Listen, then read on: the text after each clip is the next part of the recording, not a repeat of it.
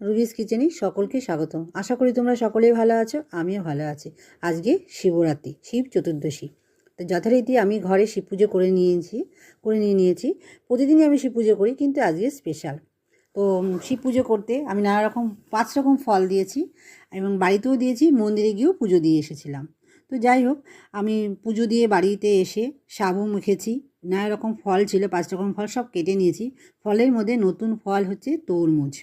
তরমুজ অত্যন্ত প্রিয় একটা আমার খাবার। তো প্রথমেই বাজারে উঠেছি, আমি তরমুজ নিয়ে চলে এসেছি। তার সাথে সাথে নিয়েছি নারকেল, নারকেলও ভীষণ প্রিয়। নানা রকম ফল নিয়ে নিয়েছি, আর অর্ধেক নারকেল সাবুদানায় দিয়েছি, আর অর্ধেক নারকেল রেখে দিয়েছি টুকরো টুকরো করে কেটে খাবো। ভালোই লাগে অন্য সময় চিবিয়ে চিবিয়ে খেতে। আমি শশাটা নিয়ে নিই। যাই হোক, দেখতেই পেলে আমি হাত দেখালাম। আজকে এই মোটা শাখাটা আমি পরে নিয়েছি। অনেক দিন ধরে ইচ্ছে ছিল মোটা শাখা পরবো, তাই পরে নিয়েছি। আমার এই দুপুরের বলবো না, ঠিক সন্ধ্যাবেলায় এই প্রসাদটা কেমন দেখতে লাগছে বা কেমন করেছি তোমরা অবশ্যই কমেন্ট করে আমাকে জানাবে। খেতে তো অবশ্যই ভালো হয়েছিল। আমি অল্প পরিমাণে সাবু নিয়ে নিয়েছি, আর সাথে খেজুরেও মিশিয়ে নিয়েছি। যেহেতু রাতে আবার খাবো, তাই জন্য আমি কম নিয়ে নিয়েছি।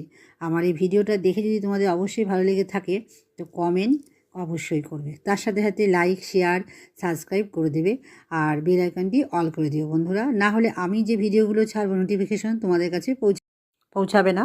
ভালো থেকো, সুস্থ থেকো বন্ধুরা। আজকে এই পর্যন্ত, টাটা।